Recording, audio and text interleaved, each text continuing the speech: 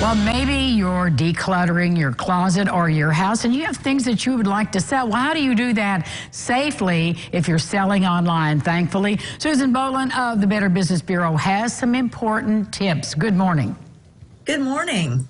Well, this is an interesting subject to talk about. So we're decluttering, we want to sell some things, and there are so many platforms and websites out there. What's your guidance here? Well, to choose an appropriate platform, you should know, there's many venues out there, but some may be more focused on specific types of goods, such as designer clothing or purses, antiques, electronics, making one of these platforms a better fit for you than another. You'll also want to look at if that platform is more targeted to individuals who are hoping to do local purchases and meet you for the transaction, or if that platform lends more to those who wish to ship to further locations. Some of these venues even do both. Finally, you'll want to make sure to read the fine print. Know, what fees the platform has, whether they want a percentage of your sales, a flat fee, or both. And then some may even give you a limit on the number of sales that you can have each month. So you just want to be aware before you choose the platform that you use. Very interesting. Now, here's a question that I'm sure you get.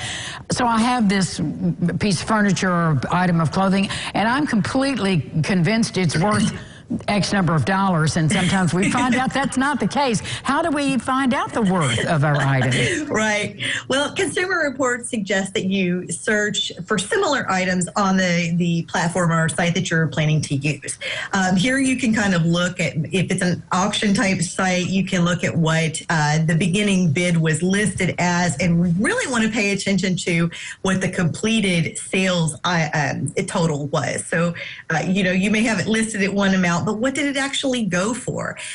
Sometimes a seller may list a price, but accept a lower price too. So that's something to keep in mind.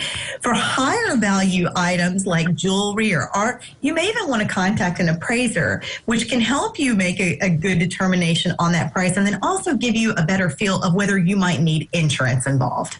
Oh, really interesting to think about. Now, what about getting those items ready to actually put up on a platform to sell? What do we need to do? Yeah. So you want to make sure that your item is clean and that you're taking good pictures, that you are very clear in your description. You make sure to note any type of flaws, characteristics, or features. You want to be very honest about what you're selling to help the buyer know what they're looking at. Keep in mind dimensions, sizes, brands, things of that nature, and also make sure that you title your listing well, because that can help make sure that buyers who are looking for your product are actually able to find it easily. What are some things we need to be looking out for during the sale? We get it up there, we've gotten it ready, and now what are we watching for? Right, yeah. So you want to watch out for con artists who may pose as buyers.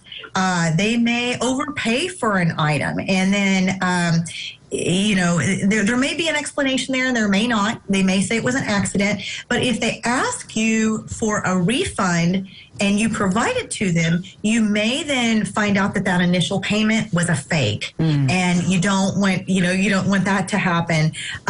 They also may try to get you to move outside of the platform that you're on, and then ask you for personal information.